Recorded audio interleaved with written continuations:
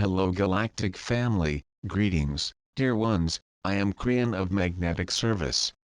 The entourage is still here and the listeners of the future are here. Dear listener of the future, isn't it interesting that right now for some is really the past? But somehow, we are all together, in the now. The teaching of the day is that, by design, the human being is becoming a bit more multidimensional each year. The processes of your reality and your life can shift this way because the new tools are becoming part of your regular, conscious life. Human nature will begin to change, and a shift in your awareness is at hand. All this will help you practice getting around the old habits and the old ways of life, if you wish. Change is tough. Change is tough because it creates other things that are also tough. You change one thing and other things around you change. You intuitively know this and there's a resistance to it. This resistance is totally normal and common, and eventually you will get through the discomfort. The interesting thing that we wish to tell you about, and perhaps even convince you of, is this: the changes you make today are not only going to create more changes, but also more benevolence. God is in love with you so much that this God, this creative source, sees what you do and matches the benevolence of it with synchronicity. This whole concept defies your reality and your physics. Trusting in the unseen is tough. However, Spirit has multidimensionality and you don't. Spirit loves you so much that the reward for your trust will be that everything you do will have a benevolent shine upon it. You're going to feel better about what you're doing than ever before, and you're going to enjoy it. Imagine stepping into the unknown and being giddy about it instead of afraid. Imagine racing towards that unknown bridge that we talked about so many years ago and accelerating towards the unknown instead of putting your foot on the brake. This is the attitude of faith that Spirit sees, and it tells a lot about who you are. The DNA that you have, which is also tuned to the consciousness that you enjoy, also sees this. So does your heart, your pineal and your logical brain. They all see this, too. This is the power of what we have described in the past as pure intent or compassionate action. All this works together to make it comfortable for you. This is new. In the past, when you stepped out to live your faith, there wasn't a support team like there is now. In an older energy, it wasn't there like it is today. You hadn't created it yet, but now you have. And again, we say these things are not always as they seem, and what you try again today may work well, even if it failed before. I would like to title this particular short message Getting Connected, Part 2. It is an addendum to the last message that I gave yesterday. The last message was one that will be available to all of you, so you can hear it if you wish. But this message should also make sense all by itself. A new kind of connection. In review, we spoke of your DNA having a multidimensional spin on it. What this means is that it is partly quantum, has quantum attributes that have been proven. We've also told you that because of this, your DNA can generate a small quantum event. We also told you that this new energy being seen on this planet is changing all of humanity, not just old souls.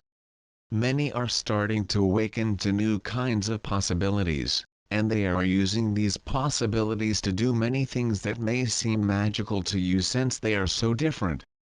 We also told you that your Akashic record resides in that vast memory of DNA that was recently seen in science as the storehouse of data and information previously unknown.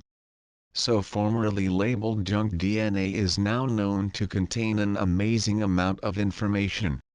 Your egg cache is part of this, as we told you years ago, and is going to start coming forward in ways you didn't expect, and you're not going to believe it. Things will start to occur within individual humans that you will dismiss as not real, because the human that you are, and who you know and love, has only existed so far in 3D limited dimensionality. Even slightly quantum things will not be expected.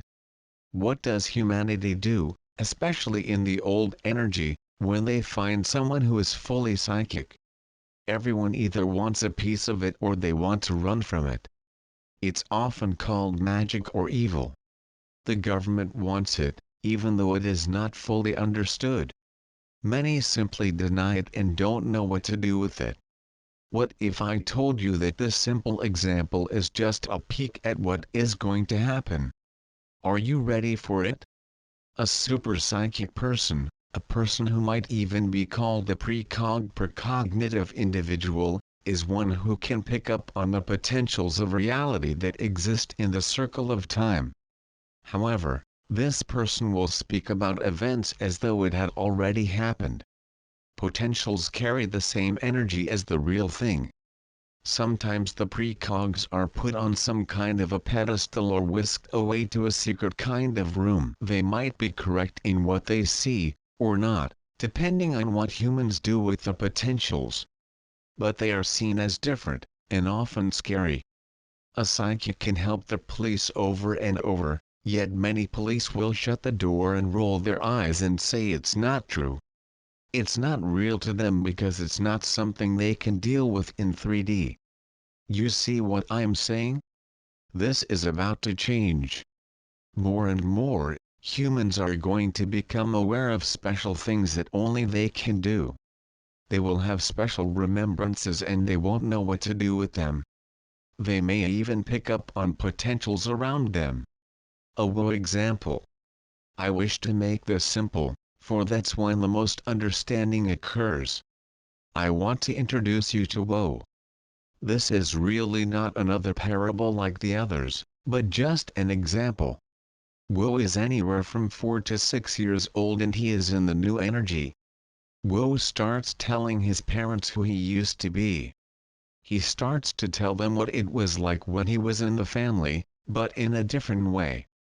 He says to his mother, "You're the best mother I've ever had so far." Wu starts to recite things that are odd and strange, as this child remembers so much detail about things he shouldn't be able to know that took place in another time. Let me tell you why Wu is able to remember his Akash. He is a new child in the new energy with an increased DNA efficiency. He represents the beginning of what we have called the consciousness evolution. He has a slightly different DNA because of this. You can't measure it chemically, but you can see it in what he says and does. You may wish to call it a smarter, wiser Wu, but we will say it's different than that. He is vibrating higher, a different consciousness that's allowing Wu to remember things from his Earth past very quickly. He is becoming slightly multidimensional. However, the child has no past history as an adult in his current life, therefore, he has few social restraints. He has no box of belief yet. Wu doesn't know any better, so he blurts out what he sees, feels, and remembers. He is also very attentive to the reaction from his parents. His parents are everything to him. Do they believe him? Are they going to shut him down? Are they going to tell him it's just a dream? Or, are they going to listen? How they react will determine how Wu constructs his next sentence, and the others from then on, about his truth. Wu continues to tell them who he's been, where he's been, and what he's done. There are no restraints to his fresh memory and there are no rules yet of how to behave socially. He hasn't lived a life around other people yet. He doesn't know to be silent or they'll think he's odd or strange or weird. All he has is his parents and he's looking carefully at them now. He can sense how they are taking all this. He is simply stating truth and Wu is awakening in a very new energy, as a child. But as a child, he needs acceptance. Advice for parents who have a WO. So the first thing I want to tell you is that many of you may have a Wu either coming or here. What are you going to do with your children or your grandchildren who are starting to do this? I'm speaking to an expectant mother right now, but she's not in this room. Dear one, you're going to get this from your child. You've got a belief system right now that's in a defined box. I know who I'm talking to. I don't want you to be afraid of it. I'm going to give you instructions that are the instructions for everyone, and here they are. When any child starts to talk about what they are remembering from their Akash, listen. No matter what you're doing, stop and listen. If you're late for school, I want you to stop and listen. School can wait. If you're late for work, I want you to stop and listen. The work can wait. The reason I'm telling you this is because these kinds of remembrances will not necessarily stay very long with your woe. You may not hear it again because as the child grows up, the child is going to learn about the box, about what those around him, including his peers, feel is accurate and true. He'll talk about the angel in the room who he speaks to, and it will be real to him. It will remain real until he tells it to a peer who is not ready to hear it. Perhaps it's an older peer who will make fun of him for believing in the tooth fairy and all other fake entities. Then the child will shut up. Peer reaction and parental attitudes are his antennas, and they are all listening for acceptance. If you brush it off or don't accept it, he'll be quiet about it from then on, and eventually it will be forgotten. I want you to stop what you're doing and listen. I want you to portray to the child that you're interested and you believe the stories, and that you're fascinated. Tell the child that you love what is being said. Stop and listen. I want you to broadcast your acceptance about everything your woe is telling you. If there's an opportunity, I want you to ask questions. Tell me more. This information is really great. It's wonderful that you're telling me these things. I love you even more for it. Please tell me more. If the child sees this acceptance, Mom and Dad, I'll tell you something, it won't matter what his peers do, because he'll always have a friend who he can talk to about the angel in the corner, or who he remembers he used to be, or how many times he's been alive. It's going to happen more and more on this planet, and with free choice you new parents have the ability to fast-track what happens next by how you treat a child who starts to remember the bigger picture. This is a human becoming slightly quantum. Will you allow your Akash to bring things forward? Let's leave Woe at home with his parents now, and look at another example. Your higher consciousness as an old soul may also see the angel in the corner. Perhaps it will come alive to you, and maybe you actually might be able to communicate, not to a ghost, not to an apparition, but to that which personifies the love of the Creator. This magical friend that you might have had as a child comes alive yet again. So, let me ask you this: will you allow it, or is it too late? Are you now too invested in the box to change? When you start having remembrances and possibilities of who you really are from your Akash, what will you do? Perhaps it will be in vivid dreams that try to show you the magnificence of your purpose on earth. Will you treat it as a dream, as a fantasy, or perhaps as a weird thing? Will you forget it and close the door and not tell a soul about it? Or will you shout it out loud to those who would listen and believe and understand and celebrate it? You see, it may happen. Old soul, you are the one to start having these dreams, these new realities. As your DNA starts to increase in its efficiency and you give permission for a higher consciousness, it may begin. It won't just happen to the children. It can be only them, since you're the ones with the most experience at the moment. The children will get there eventually, since they're old souls too, but you have the wisdom to understand it now. As these things start to happen to you as an adult, no matter what age you are, old soul, there's a tendency to suppress it. Perhaps you will instead question it and go to somebody who will listen to you and say, "I've had a weird thing happen." Don't you dare say that. It's not weird. It's a normal thing. The only thing weird is a human who has lived with the grand potentials of this for eons and never used it. That's weird. If you're someone who can transmute time, and there's some in here who know exactly what I'm talking about, I want you to claim it.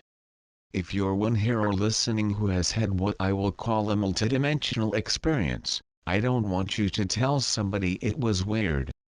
I want you to stand up and claim that you're moving out of this 3D box and you're starting to realize that you are having experiences that you've earned. The shift is here and the old soul is starting to feel the new tools.